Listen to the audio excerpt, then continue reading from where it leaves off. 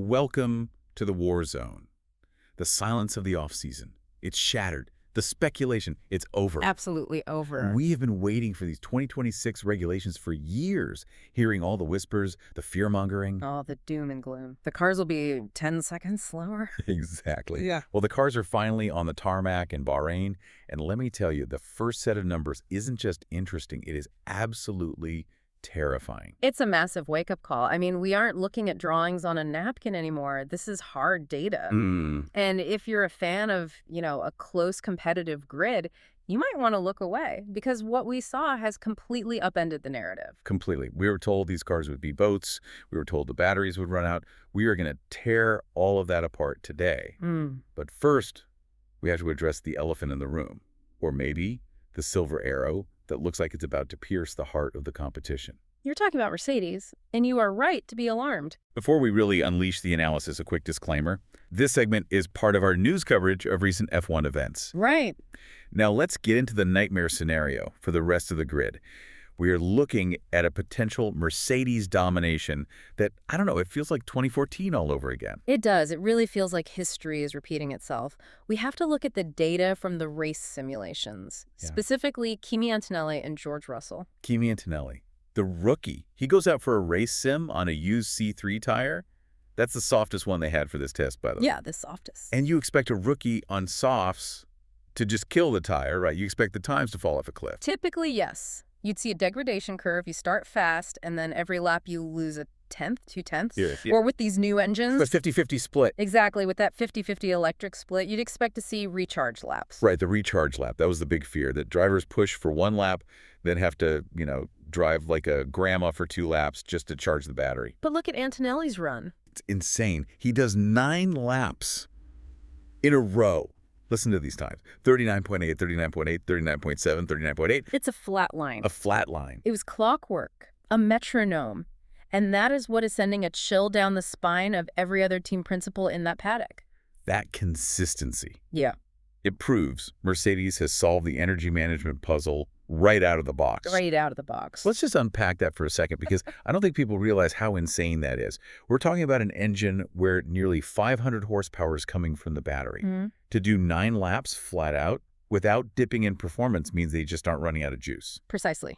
In 2026, the holy grail is efficiency. If you can deploy that 500 horsepower every single lap without needing to back off to harvest energy, you're invincible. And he didn't have to do a slow lap? No slow laps, no massive variance. He just hammered out 39.8s. And remember, this is on a used soft tire. It's the definition of terrifying engineering. Usually with a reg change this big, you expect teething problems, you expect systems to be fragile. Of course. But Antonelli, a rookie, gets in and drives it like he's on a Sunday cruise, but at qualifying pace. And it wasn't just the kid. George Russell's long runs confirmed it later in the day. They look fast, they look consistent, and honestly, they look brutal. They're not fighting the car. No. The car is doing exactly what they ask of it. But here's the part that drives me crazy. Mercedes is doing that thing again. Ugh, we're the underdog routine. The classic bluff. Yes, they are playing the victim. They're walking around the paddock with these long faces, saying, oh, we don't know where we are. It's so tough. The balance isn't quite there. We saw this in 2014, 2015, 2016. It's their playbook. Whenever Mercedes acts weak, they're usually hiding a sledgehammer behind their back. It's a psychological game. It is. And the people inside the sport, the engineers analyzing GPS traces, they aren't buying the act. The consensus is that Mercedes is showing exactly what they want to show, and they're still hiding their true potential. So if this is them sandbagging, the rest of the field is in serious trouble. Deep trouble. It's just gaslighting on a global scale. Oh, pay no attention to the car lapping 2 seconds faster than everyone. We're struggling. Give me a break. Yeah. But to truly get why the Mercedes data is so scary, we have to compare it to someone else. We need a control group. And thankfully we have one.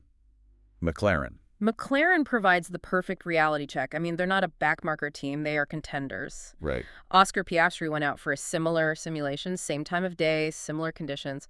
He starts his run with a 40.8, then drops to a 39.8. So for a moment, He matches them. he matches the Mercedes pace, but then But Cliff arrives. the times just scatter. He does a 39.8, but then the next laps are 43s, 44s, even a 46. A 46. Wait, that's 6 or 7 seconds slower than his fast lap?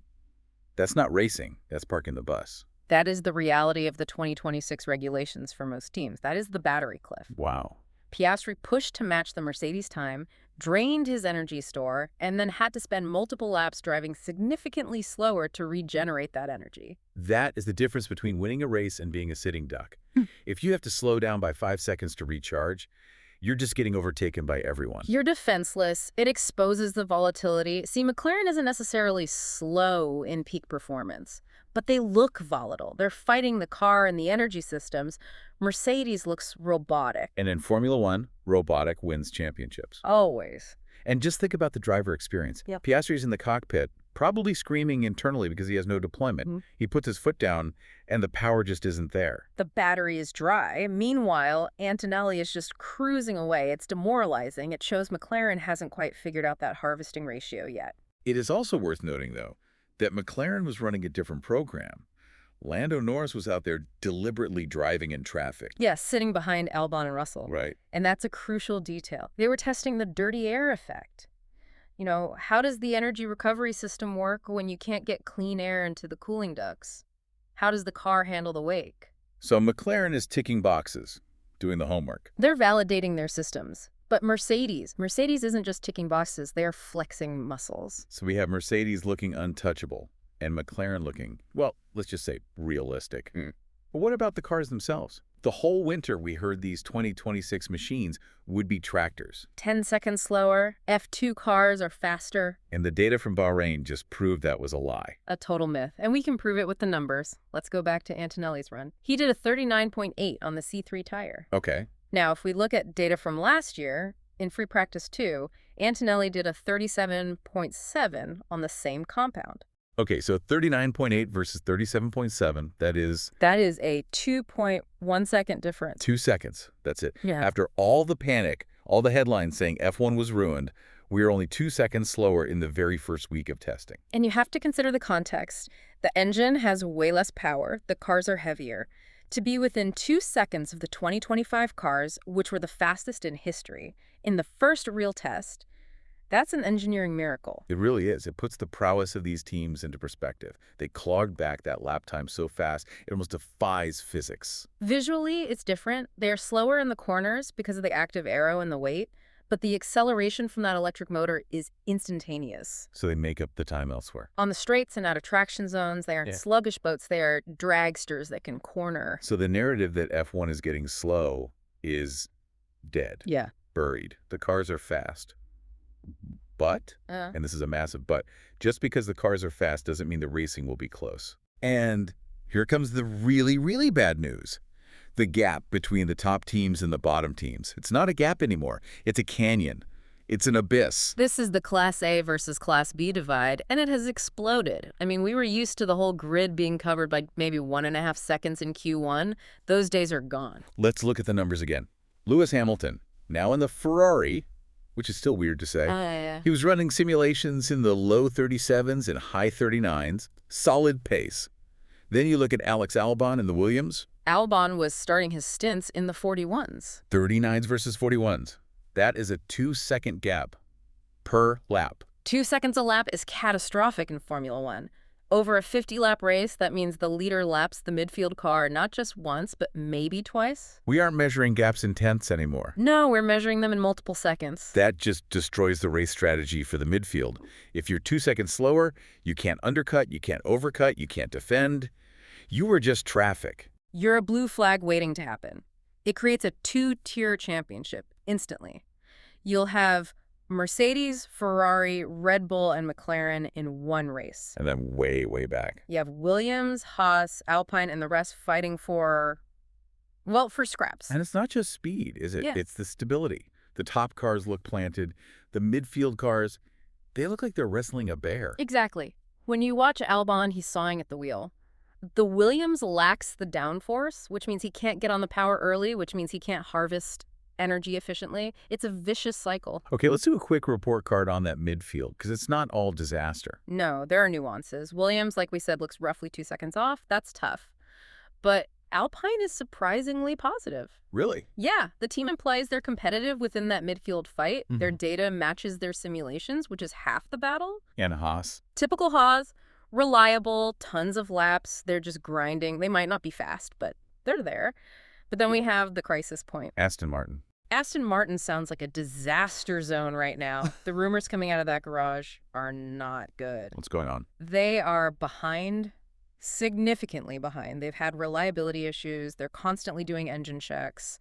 While Mercedes is fine-tuning setups and doing race sims, Aston is still trying to make sure the car doesn't catch fire. Oh, wow. So they aren't even working on performance setup yet. Not even close. And in a short preseason, losing days to reliability is a death sentence for the early races. It's the opportunity cost. Every hour you spend fixing a sensor is an hour you aren't spending finding a tenth of a second. And Aston Martin is losing that critical time while the silver arrows are sharpening the blade. It's brutal. So Mercedes is a rocket, the midfield is in another zip code, and Aston is on life support. But there are still huge unknowns.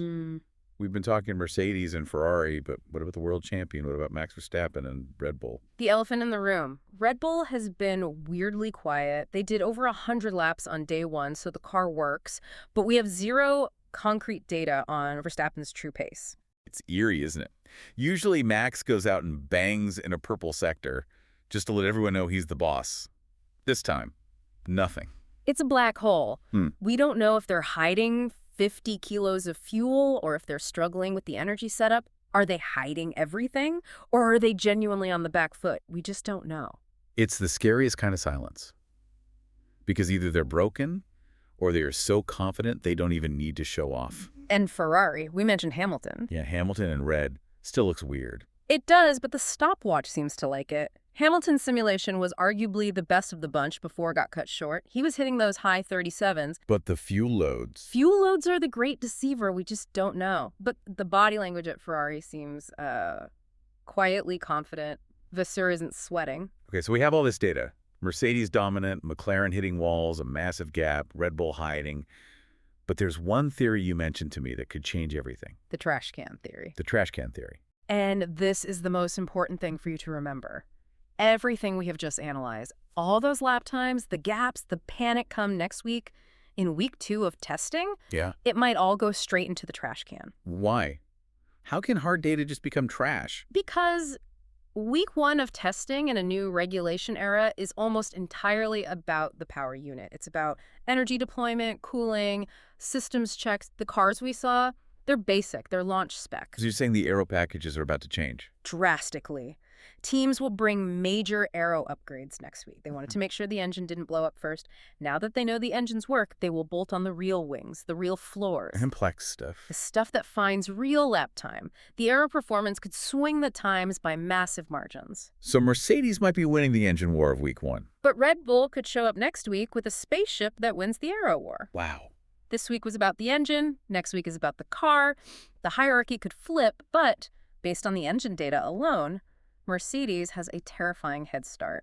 It really sets the stage for a frantic second week then. If you're Aston Martin, you're just praying those upgrades work. And if you're the FIA, you're praying that 2-second gap to the midfield closes. Or we're going to have a very boring Sunday in Melbourne. It's high-stakes poker at 200 miles per hour. We've seen the numbers, we've seen the consistency. But here is the question I want to leave you with, and I want you to really think about this. And it's the ultimate question. Are we looking at a legitimate fight this year? Or has the 2026 regulation change, this massive overhaul designed to improve the show, just handed the trophy to Mercedes before the lights even go out? Did we just reset the board to put the same king back on the throne? That's it. Is that what happened? If that Antonelli run is the truth, the rest of the grid is fighting for second place. That is a chilling thought. But remember, this is F1. The development war is just starting. The upgrades are coming. The sandbags are about to be dropped. This is just the beginning. The war starts now. Do not miss a single beat of this season. We're going to be tracking every lap, every upgrade, and every lie the teams tell us. Make sure you are following DRS Zone right now on TikTok, Instagram, and YouTube. We're posting daily breakdowns, data deep dives. You need to be there. Keep pushing. Flat out.